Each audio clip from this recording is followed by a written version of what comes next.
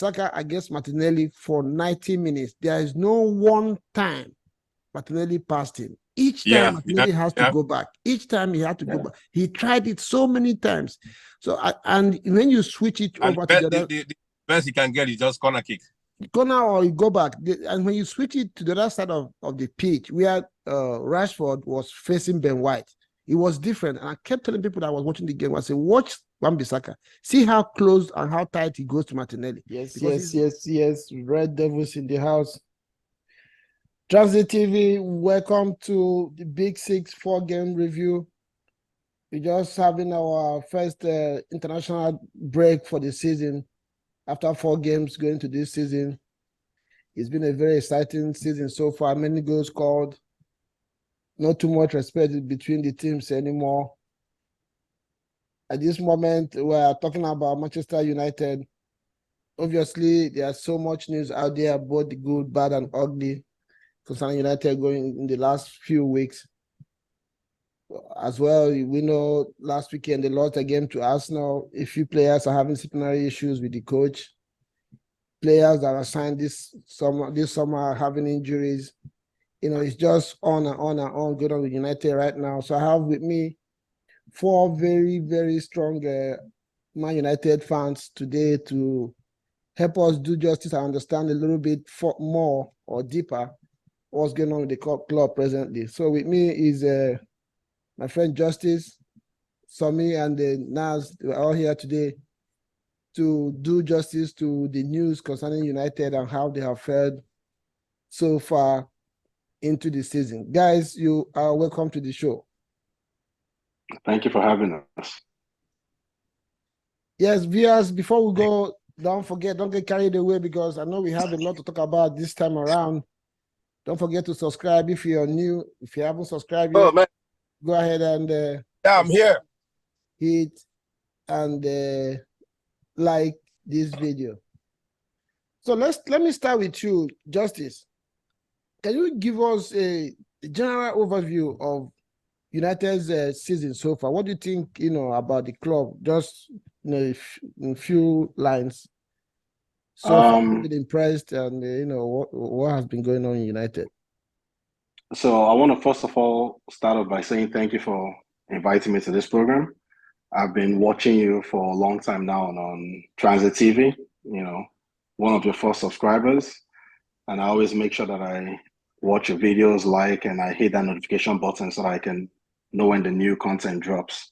My name, like our host has said, my name is Justice. My friends call me Shaba, and my true friends call me Maguire. And they don't call me Maguire because of my British accent, I'll tell you that.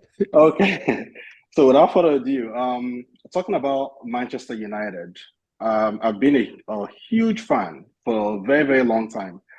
And for the most part, they've given me joy. But lately, it's not been as good as I expected. And I have to say, this season in particular has been one of our worst seasons in memory.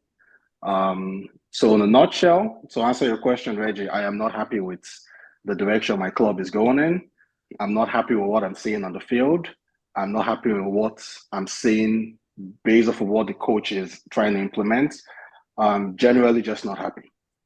Okay, I hear you. Obviously, anybody that's connected with United now scarcely have any joy about the team. There is every news coming out now doesn't look good, but that doesn't mean that the team is.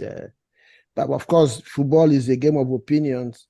That's what makes it be beautiful. Sometimes we see things from divergent views.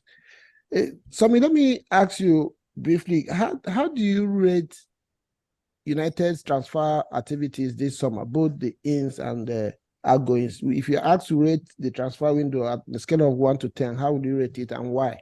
Are you impressed with what they did? What are you impressed about? What don't you like? Or what do you think they would have done, this summer?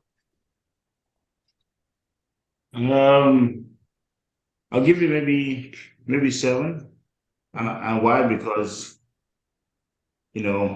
for many years we've needed a good striker, so we've got a striker. We've needed good midfielders, you know, and we have Amrabat, we have Mani. I mean, we didn't need a goalkeeper. So the reason why I'm on like 6-7, because we didn't need a goalkeeper, you know. We needed defenders, we needed striker, we needed midfielders. I don't think Onana is a need. I mean, he's more of a want. You know, we needed, because obviously Maguire, Varane, you know, these are guys that are getting old. You know, Maguire is not the guy anymore. So we could have spent that money to get, you know, young, solid defenders.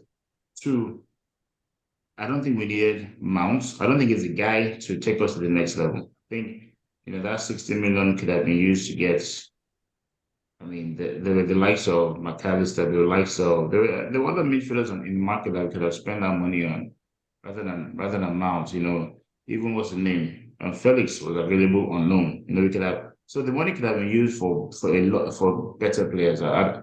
Mount, and you know, and one thing I realized, you know, obviously Shaba and the rest of us know that Ten Hag is going for people that he has played with in the past, you know, and why that is I don't know, but so I'll give it a 6 actually not itself, because and the 50 million that we spent on Onana could have been used on other areas, and you know, we could have bought a second striker, because Marshall is not going to be the guy to take us there. So we could have bought a defender, another midfielder. And then, you know, we saw a lot of our young guys, you know, upcoming guys for 1 million, 2 million, money that doesn't make any sense. If you look at Man City, they sold Palmer for 40 million. You know, we're selling, you know, a few of our guys for 1 million or 2 million. So it's just been very funny. But at least Rasmus and what's his name? And Amrabat should help us. But we could have done better. Yeah, Nas, do you have any divergent opinion with regards to the transfer? Are you impressed with what United did this summer? What do you think they could have done differently? Somebody just mentioned that Messi Mount is not in need, or Onana, good as he may be, he doesn't think that United would have. Is good, but we But didn't he need wasn't Onana. in need. That's what I'm saying. Good as he has been, or he is, probably they would have used that money to sign, you know, players in other positions, especially the defensive position. I don't know if you agree with that opinion. That question is it for me? Yeah. Okay. First of all, thank you for inviting me to again this evening. So, from my own point of view, is this. Actually, to me, the man made a serious mistake by allowing the girl to go. That money he used to get this man Onana, for me, he would have used that money to get us like somebody like Kim J that went to Bayern Munich. There's no money in Man U for now because the Glazer brothers or whatever they call them refuse to release money. At the same time, the team is they're trying to sell the team, or they have been playing with people's emotion and all that. They are trying to sell Man U. So my thing is this: Ten Hag would have used that money for Onana to get us somebody like Kim J. He was complaining there's no money, but he used that money to go and purchase Onana. I believe that man, what he's trying to do is idea of Van Gaal. He's trying to turn Man U to another Ajax team. So he's trying to turn Man U into another Ajax team because he strongly believes in players he knows before or people that he worked before with. Now, for instance, right now we have like 4 players from Ajax. Eriksen is there. Martinez. Anthony is there. Martinez is there. And who again? I think there are 4 right now. Onana. And Onana. So what are you trying to do, Man U? Now he tried to get Gravenberch, the one that went to Liverpool. He tried to convince this guy to come to Man U, the young. Right? Yeah. Now Amrabat is here now. I think he have coached the guy before, right? Exactly. So what I'm trying to say is this: it's not a must. You must go for the players you know before. Don't forget look at what's going on in Arsenal now. All these are unknown players. Nobody knows them in the map of football. All these players that are playing for Arsenal, nobody knows them when it comes to football or in map of football. But now they are putting their name down. They have already put their name down in map of football right now. Look at Martinelli. Who knows him before? Nobody. Saka. As a matter of fact, Martinelli was here. He came to United twice for trials, but United didn't sign him. Now look at what he's doing. One of the best outside left back in the Premiership. So what my thing is this: it's not a must. You must go for all these Ajax players. Okay, look at the one that went to Arsenal, Timber. He also tried to convince that one to come to Man U. So what is his plan? Is it Ajax in the Premiership or whatever? So my thing is this: from the one, the man started making a mistake by allowing the guy to go. Use that money, purchase this guy, Kim J. Right now, man, you don't have any defender. Maguire, is he a defender to me? No. So in the scale of 1 to 10, how do you rate the transfer windows, both the ins and outs? In the scale of 1 to 10, how do you rate the transfer window? Okay, you mean a Man U transfer, right? Yes. I would say like 3 to 10. 3 to 10, yeah. Because Chioma, what's your rating? So I won't go that low. It's very low. It's very low. Yeah. Very, but very I'm low. definitely not going as high as Sammy. I mean, a 6. Okay, can I ask you, 7? Can I ask you a question? What's Mount doing in Man U? Do we need Mount? So to be honest with you, right? When I had Mount, do we need Mount in Man U? We don't need him. The current form of Mount we don't need, but the Mount of 2 years ago that played for Chelsea, he was remember, he came in to help that void in the midfield where Casemiro and Eriksen just didn't seem to gel properly because of their age, right? Mount 2 years ago was Chelsea's best midfielder. Now, he didn't have a good season last season, but then again, nobody did. This season, I just don't understand what is going on, which, by the way, every time I talk, I think I'm going to offer your viewers a soundbite, right? I'm going to start with this. Coach Stenny, that's what I'm going to call him. I'm not even going to give him the respect of giving him his full name, right? Coach Stenny has struck me as a coach that doesn't want to manage the players. He wants to put himself and stamp his authority on these players. One thing you should know about football right now, football has changed. The regime of where the coach was the alpha and omega has come and gone. Right now, the players are the ones that have the power. You know, because of social media, because of image rights, these players are very powerful. So if you go to a player that's playing for Man U, which, by the way, you will not come to Man U unless you know how to play football. If you go to this player, a player like Rashford that was having one of his best seasons, and because of some disciplinary issue, you bench Rashford for half a game and then bring him in, it might work for Rashford, but it might not work for a Sancho, right? So Coach Tenny, to me, every single player, mind you, right? Every single player Coach Tenny has asked for that was either available or that was able to come to Man U has come. He asked for Casemiro. Casemiro came. He asked for De Jong. De Jong was one that chose not to come, but Man U agreed a deal with Barcelona. What of a Gakpo? Well, Gakpo's case, I honestly can't tell you what happened. I do know that Gakpo to go to Liverpool. It wasn't that United was ready to sign. No. Gakpo did not choose. Gakpo chose Man U.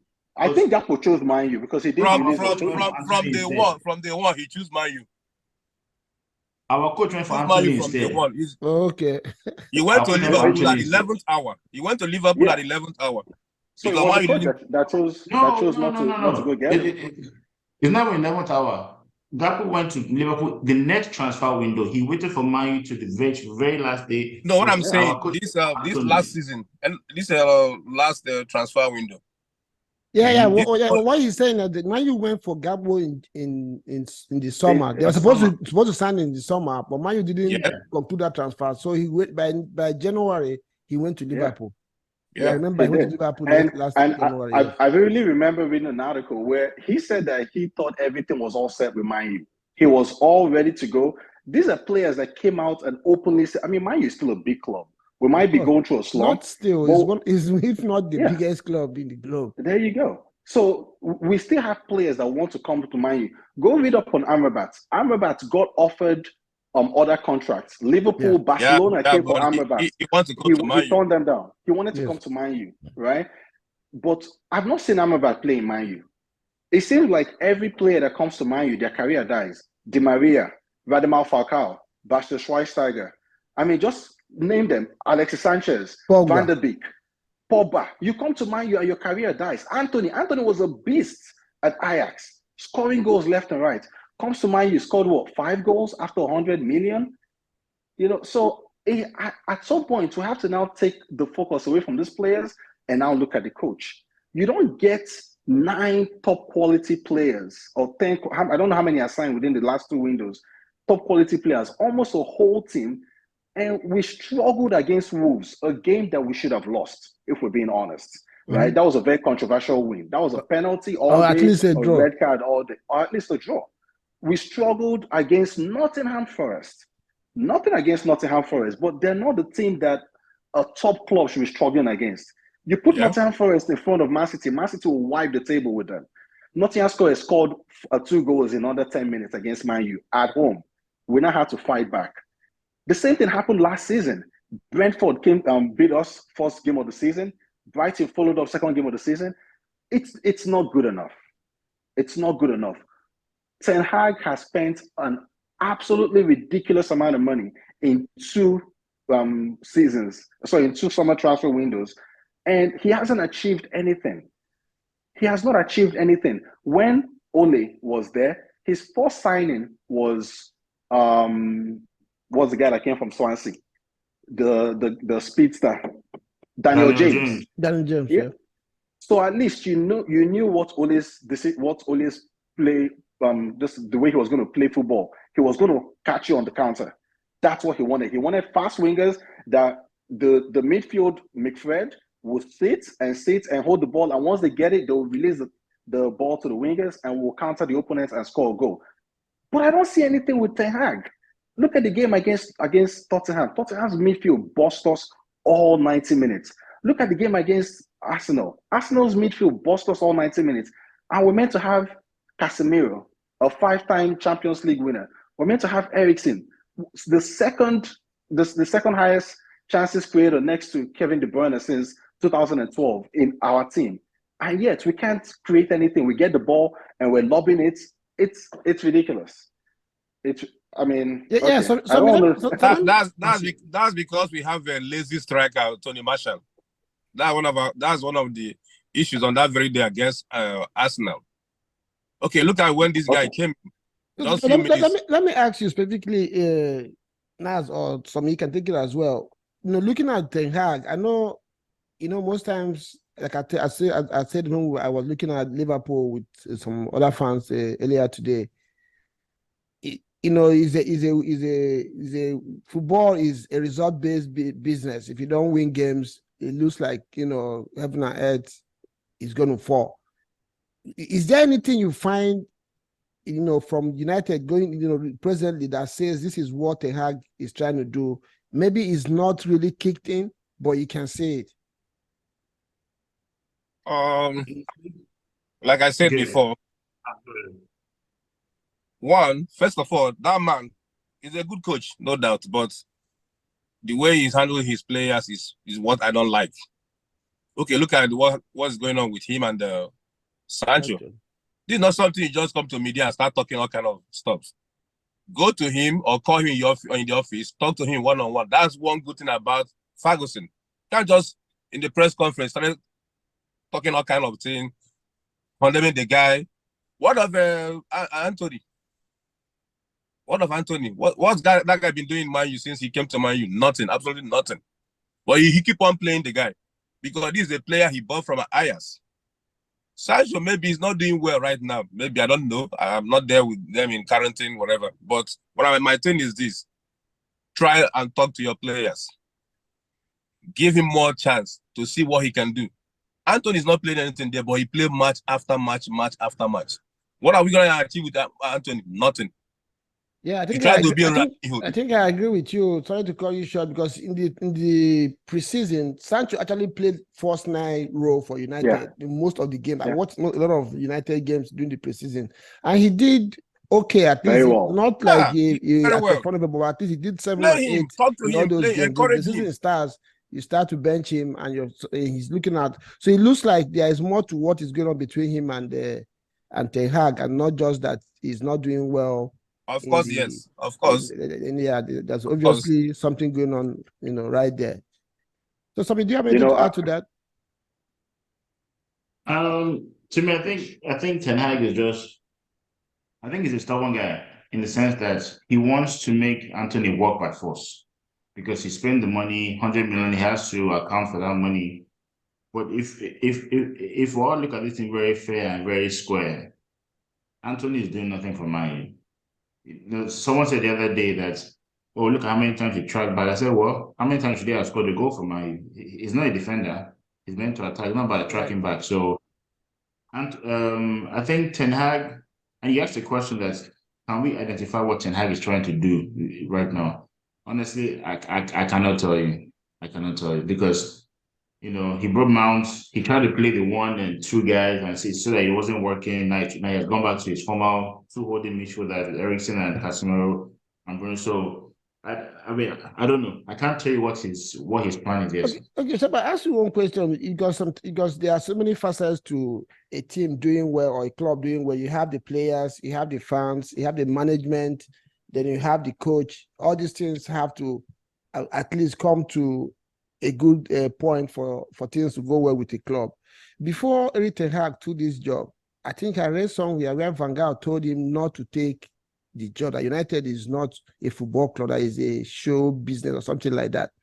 So do you think there are some things that's institutionally wrong with United that is also affecting Ten Hag? Because I remember when he first took over in United, the first 6 months, United fans were buzzing for him. You dare not say anything wrong about Ten Hag to United fans, and they will rush at you. But right now, it looks like everybody is talking bad about the coach. But do you think that there is more to United right now that is going wrong, that's affecting both the coach and the players and the performance on the pitch? So last season, there was a lot of distractions, right? There was a Ronaldo distraction. There was the Sale distraction. There was the Greenwood distraction, right? But that was all last season. I think any Man U fan at this point has long forgotten that this club was once put up for sale because it's just dragging on too long. Ronaldo has gone on to flourish in Saudi, and Greenwood, the decision on Greenwood has been made. So there is no distraction anymore. When it comes to the backroom situation, we all know that the club is not being run properly. Right, we all know that the Glazers are just mortgaging this club for their own personal pockets and their own personal gains or whatever be the case. They're not running the club the way the club ought to be run. But I don't think any other coach, right, since Ferguson left, has been supported the way Coach Tenny has been supported. He's been given almost every player that he has asked for that was available. If you look at the players that Coach Tenny asked for that didn't come, Rabiot. Man U agreed a deal with Juventus. Rabiot decided not to come. De Jong. Man U agreed a deal with Barcelona. De Jong decided not to come. Now let's look at the players that he has gotten. He's gotten Onana, which, as far as I'm concerned, an absolute waste of money. You don't win Player of the Year 4 times out of 12 years that you play for the team as a goalie, unless you're that good. De Gea was there were times when De Gea was the thread that was holding Man U together, right? Now, of course, he did make some blunders, but do I think that splashing 45 million on a goalie when you're facing FFP sanction is the smartest thing to do? No.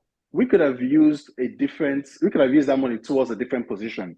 So I don't think there's really any excuse to give Ten Hag from the back. I can say out of his issues, maybe 10% might be the backroom issues. The rest is all on him. He's just not as good as he thinks he is. He came from Ajax, right? The Dutch league, it's different. No disrespect, it's different. It's not as solid as EPL, right? And apart from Ajax and maybe Feyenoord and PSV, I don't know any other teams in the Dutch league. So if you coached Bayern Munich, you expected to win.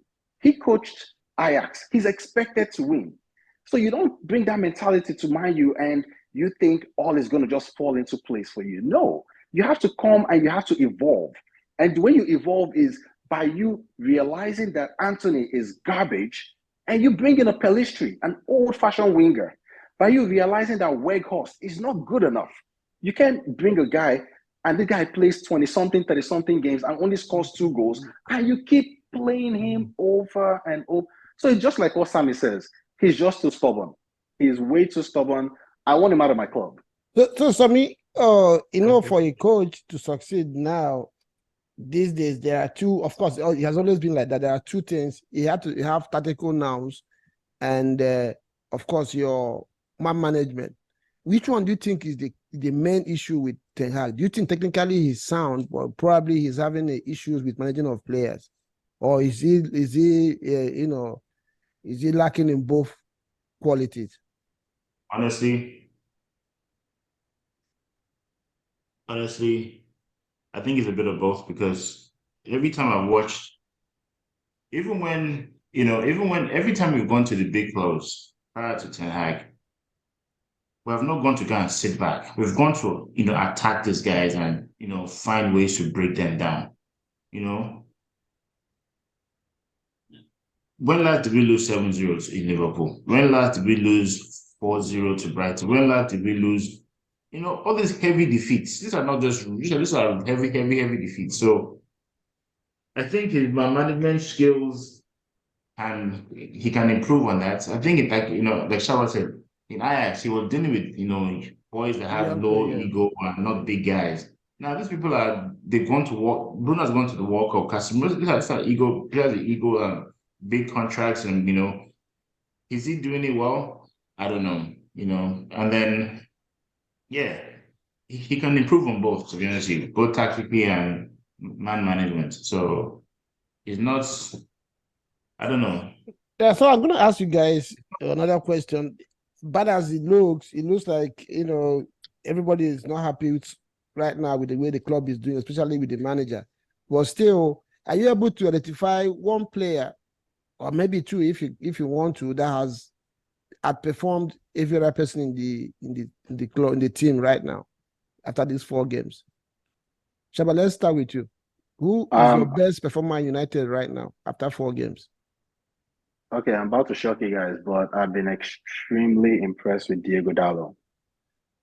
The versatility in his game has been outstanding. He basically put Saka in his back pocket against Arsenal, right? And this guy is a right back. Every time Saka came to him, he stood his ground. He was not rash. He did not make silly mistakes. He did not go in for stupid fouls like some other players that are being played out of position would have done. And we know what kind of quality he brings playing right back, right? So I want to say, for me, so far, I know this is probably not going to sit well with a lot of viewers, but so far I've been very impressed with Diego. What about you, Nance? Who is your best performer in United right now after the 4 games that United has played? For Dallo. Dallo. Yeah, Dallo. What about you? Go ahead. And also, Eriksen was good against Arsenal. He did so well against Arsenal.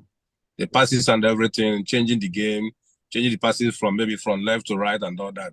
Left, right, middle. So against Arsenal, he did so well. Eriksen. What about you, Sammy? Who is your best performer so far in the team?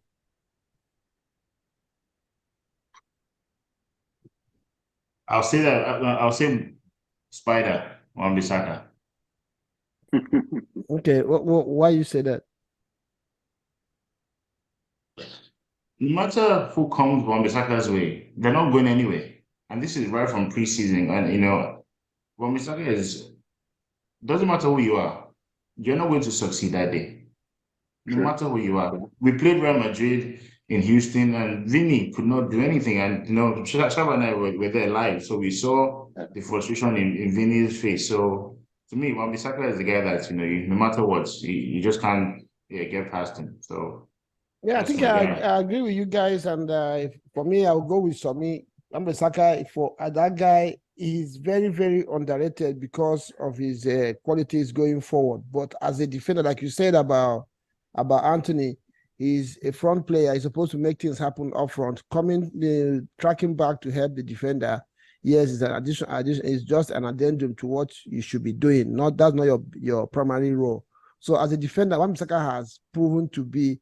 Is he in last ditch tackles, or as in like you're talking about Dalo Shaba? I watched Wan-Bissaka against Martinelli for 90 minutes. There is no one time Martinelli passed him. Each time Martinelli has to go back. Each time he had to go back. He tried it so many times. So and when you switch it over to the best he can get is just corner kick. Corner or you go back.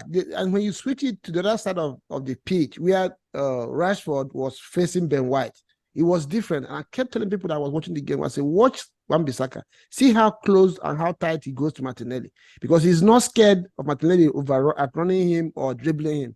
But with Ben White on the other side, was giving Rashford space because he was scared of Rashford's space. And still, Rashford managed to go past him and got the goal that he got. So Wan-Bissaka for me, and not just his ability on the pitch, if you also look at him, there's no drama around him. He just gets on with it. There was a time Ten Hag was benching him. He didn't hear any noise. All we heard that United were ready to accept offers about him. The guy kept doing what he was doing. Now he's back to the team. There's no talk about selling him anymore, and he's performing. So, yeah, Dalo has been good as well. But for me, I will pick Wan-Bissaka for my best performer so far in the league. So, but who, again, on the other hand, has been your most underwhelming performer, the worst so far after this 4 games? Sammy, do you want to go first? Mount.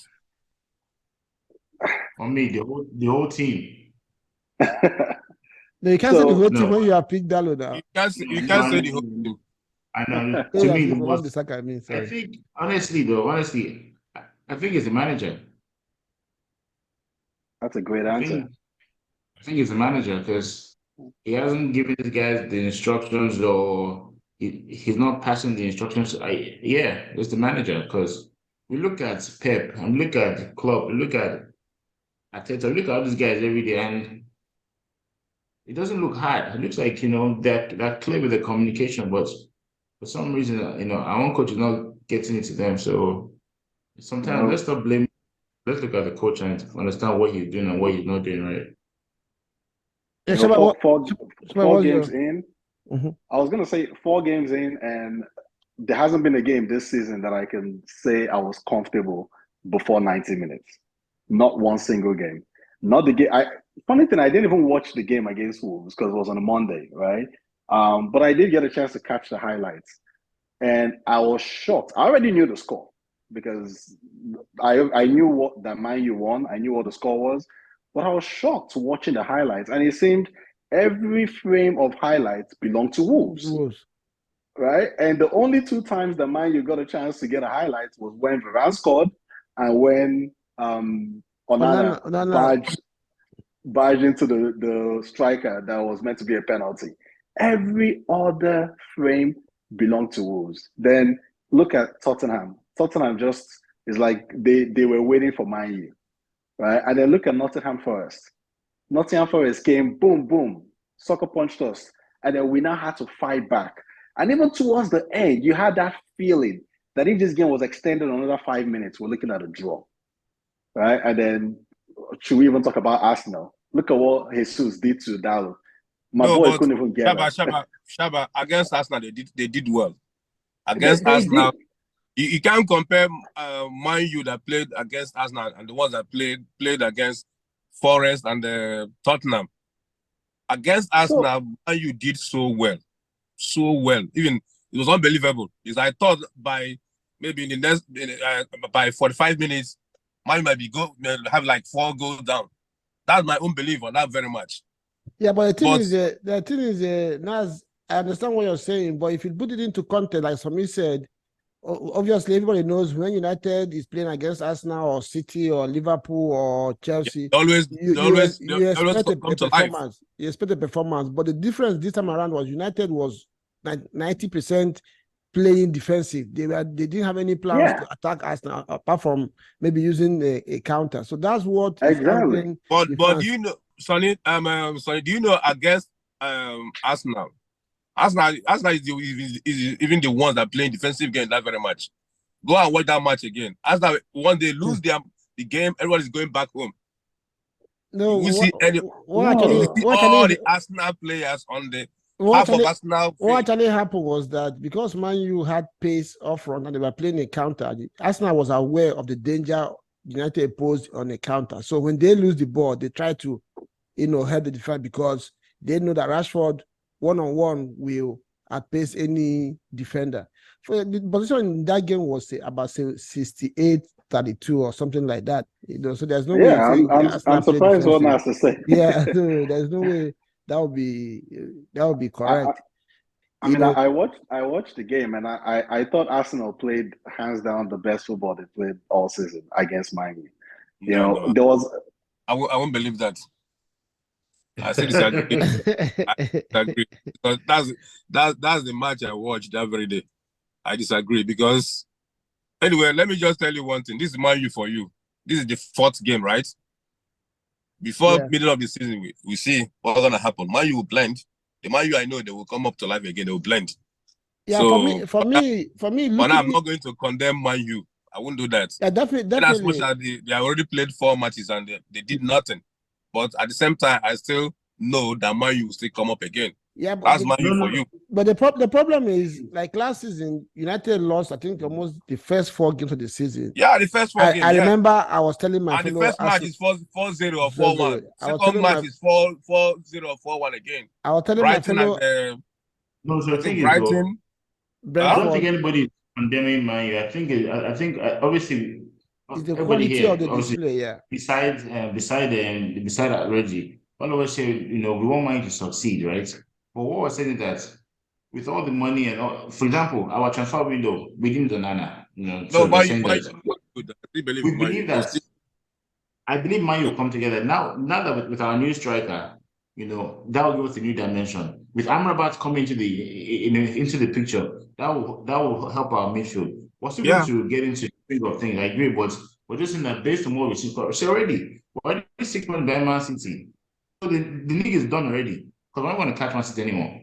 I know it's just 4 games, though, but you're already lagging there. Man U is going to lose games this season. We know that one for sure. But 6 points already, it doesn't help Man U. 6 points is not that bad. The game just started. So. Yeah, but that's what I want to say. Looking in from outside as a rivalry fan, my problem with United is during the time of Ole, there is no much difference between what has happened under Ten Hag and Ole. Why do I say that? Ole's time, I disagree. Ole was getting results. United had the problem of most games, they don't perform for 90 minutes. Maybe they will come cold in the first half. Second half, they come back and get the result and, pick the 3 points. Ten Hag has come in. It looks like there is no steady performance. If we're going to be poor, let's know that we are poor. But United is blowing cold and hot each time. And that's exactly what has been happening for some years now. That's how I see it from outside. There needs to be some steady, like what you're saying. Obviously, I'm not going to still stay here as a rival fan and believe that United will not do well this season. They are still a force to be wary about in the league. But what we are seeing, of course, what we are reviewing now is the first 4 games. Between now and the next, we're going to come back again the next the international break and see the progress that has been made, which leads me to my next question to you guys. Having looked at these 4 games, we have reviewed what United have done so far. Amrabat just came in. Messi Mat, of course, got injured. He's going to come back. We'll see what's going on with Anthony Sancho and the rest of them. What's the expectation? What do you think is how is Man U going to shape up, from here going forward? So when you consider the injuries that we picked up right before the break, Martinez is out, Varane is out, Lindelof is out.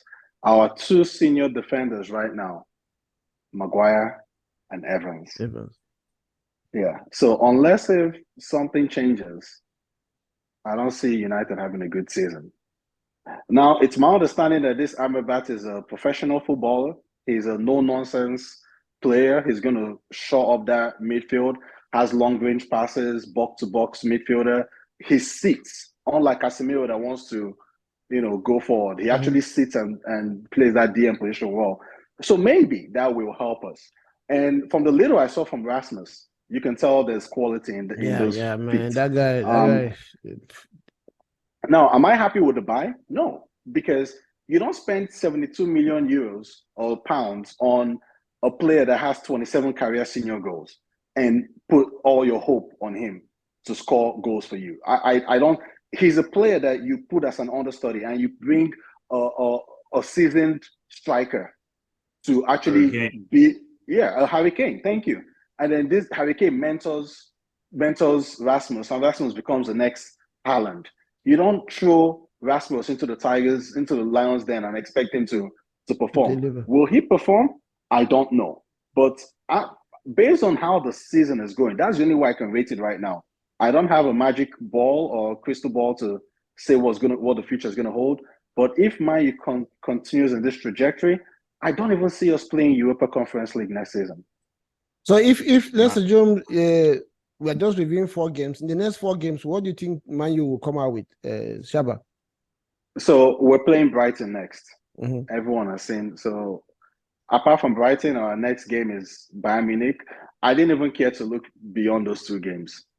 Right? That's how disappointed, how disheartened I am at this point. How do I think? Okay, go ahead. How do I think Man U is going to fare in the next 4 games?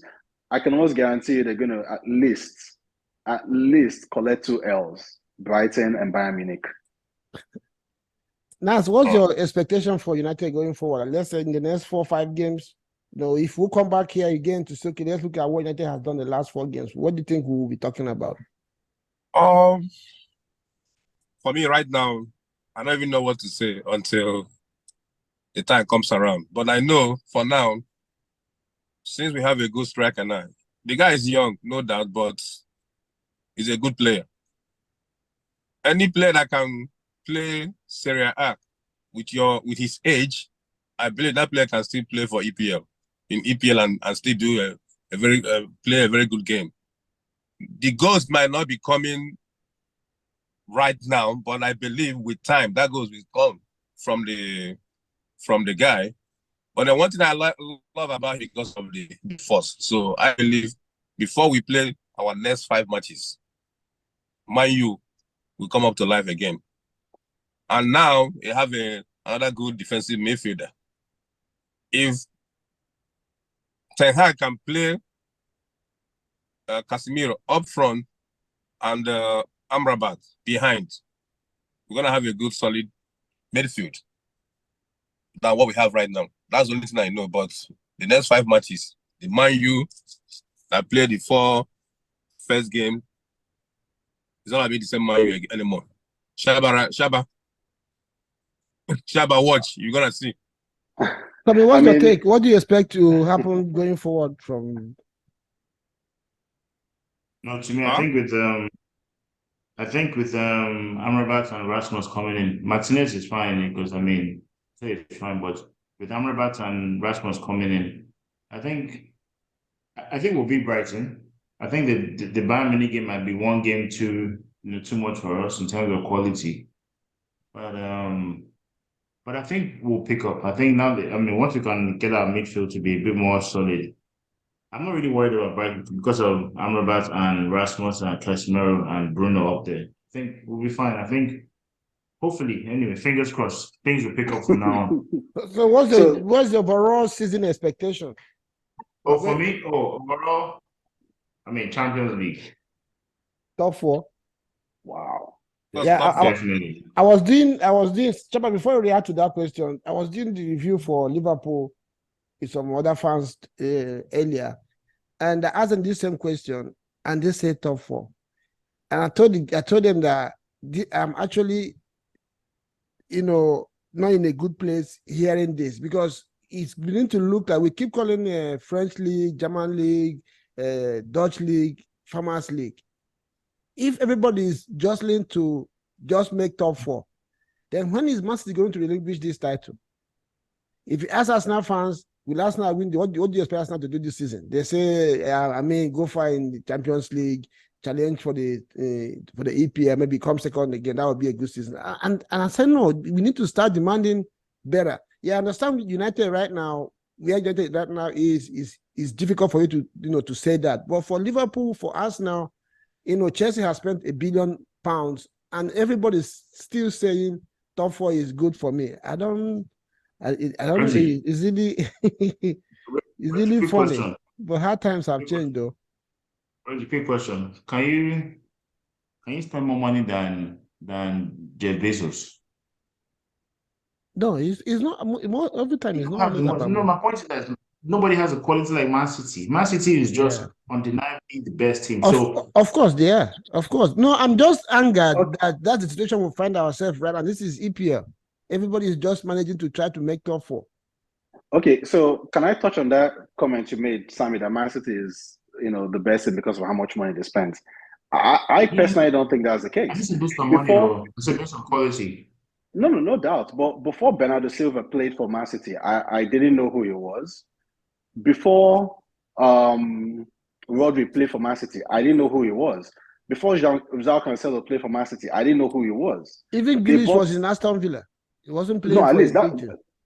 Yeah, but at least that one I knew him because I watch EPL constantly. But my point is, this coach, right? That's why Pep is arguably one of the best coaches in the world, even though they're saying that he hasn't really coached a struggling team like Mourinho has. But when you look at the things he's doing on the field, Pep was one that started this whole goalie kicking the ball from the back and inverting left, inverting right. Exactly. This guy is revolutionizing the game. Meanwhile, we have Coach Tenny that is trying to do house reunion at Man U. You need a. So when you say that Man City is spending money, yes, they are spending money. But before they got to the point of spending money, Man City was blowing teams out of the gates. No. Sorry, I did my point over. I didn't say. All I said was Man City have the quality that other teams don't have. So you can't give what you don't have. That's what I'm saying. So the reason why people are saying top 4 because Man City is just but some and what Shaba is saying, I think I agree with, which is the reason why I'm a little bit angered with people surrendering the title to City. Like Shaba, he just said, some of those players that are in City today that are doing this thing, we are saying they have quality. If you had given them 2 years ago, 3 years ago to Arsenal, to Man U, to Liverpool, to Chelsea, we would have still be saying exactly the same thing, that we don't have quality. Like he said, Aston Villa, we are struggling to survive from relegation when Grealish was there.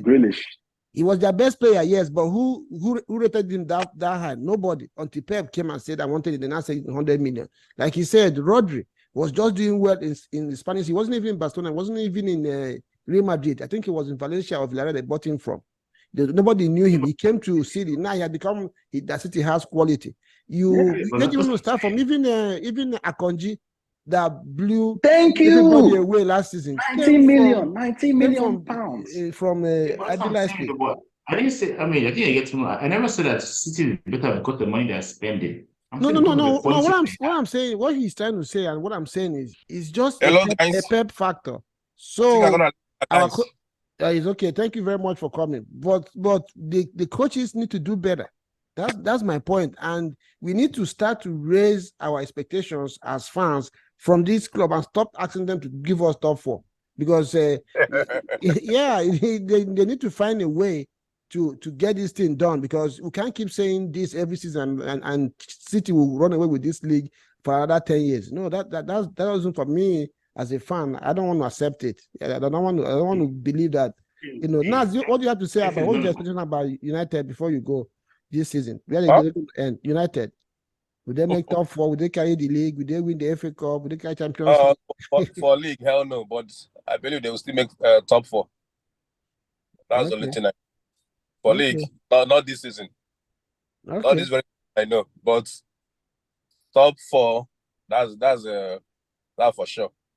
Okay, guys, thank you for coming. I know if we sit down here today, we can stay here for the next two days talking United. I won't be able to feed. There are so many issues to touch on. We didn't even have time. Guys. Thanks, bro. Thanks for coming. We didn't even have time to touch Sancho and the Anthony saga going on. I heard today that another lady came up that she was assaulted by Anthony, and she's ready to give it an interview by the weekend.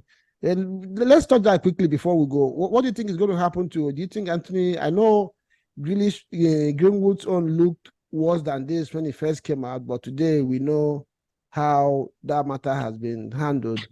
Anthony, coming from outside, being a Brazilian, do you think he still has a future in United with all these allegations? I mean,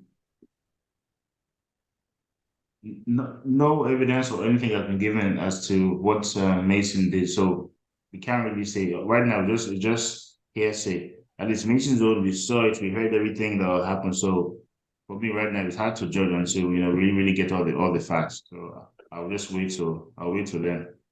So what about Sancho? Before I go to Shaba. To me, honestly, I support Sancho. Why? Because the person that they're benching you for is not doing anything great.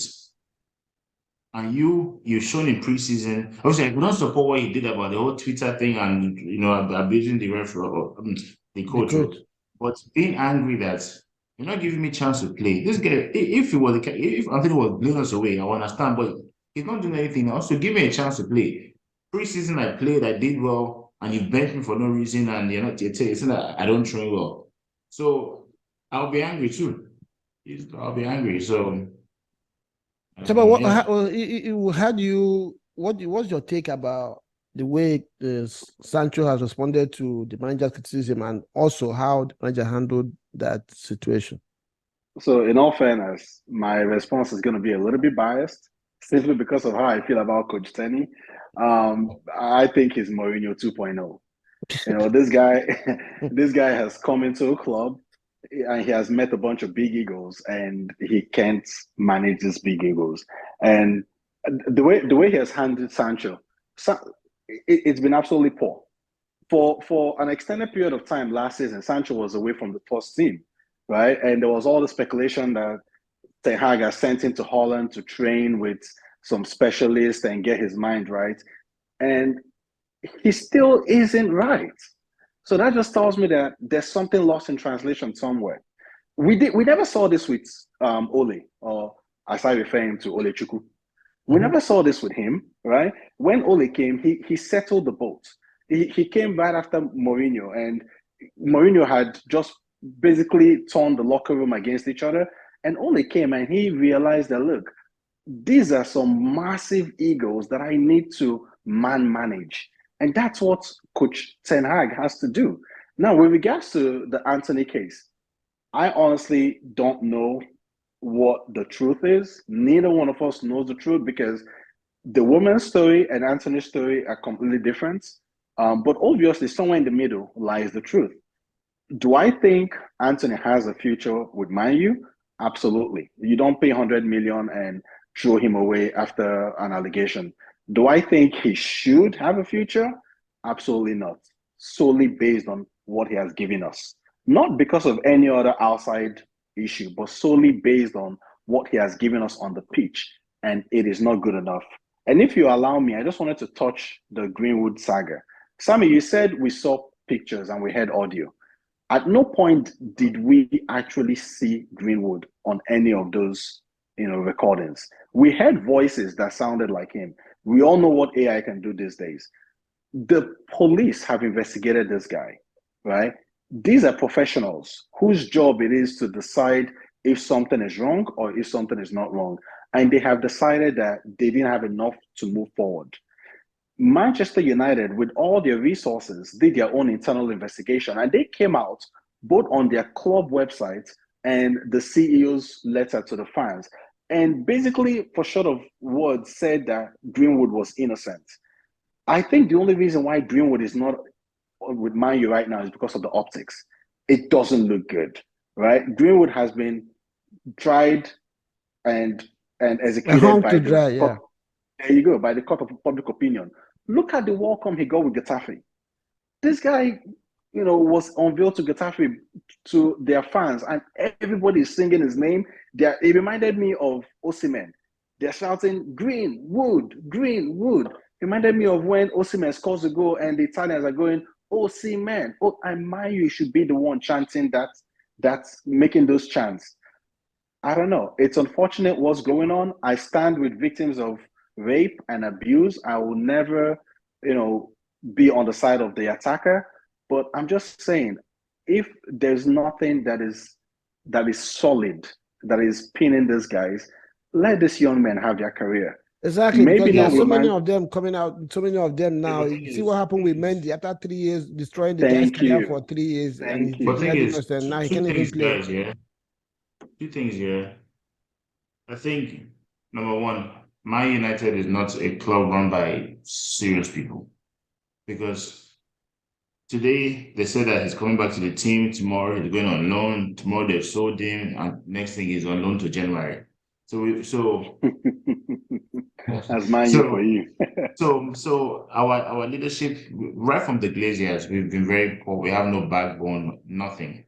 And number two, I think the system or our culture today has given women so much power that once you say something, they will run with it and they go and hound the guy. If we can start, for example, the woman that destroyed Greenwood's life, It's still she was showing the jersey of Greenwood on Instagram saying daddy number 12. And this is the same woman that everybody was saying that everybody was fighting for now. She has married the guy, even given birth for the guy.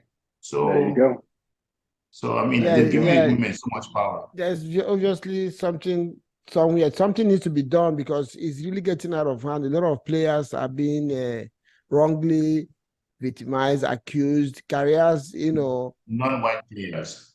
Rachel Exactly. Riley. Rachel Riley. You guys remember that name? Rachel Riley. Google her. She is the one that single-handedly torpedoed Greenwood's comeback to Manchester United. Rachel Riley. Go and Google her. She's a British. Yeah, but how can one woman carry a whole institution like Man U and make them shake? It tells you That's the something power. now. That's the power of social media. Go and Google Rachel Riley. For the fans, the viewers out there, go and Google Rachel Riley and give her a piece of your mind.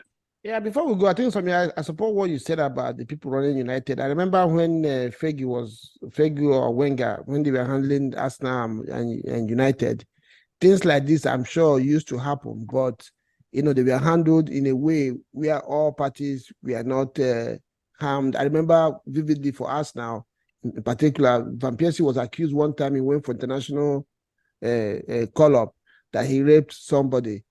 That case, we don't know how he died, but the news came that Wenger forced him to marry and settle down. And within the next 6 months after that incident, Van Persie got married, and we never had any issue of indiscipline with him anymore to the end of his career. So sometimes these boys, like you have said earlier, these are young boys of 18, 20, 21 with a lot of money around them. So they need some father figure, just like how we send our kids to school.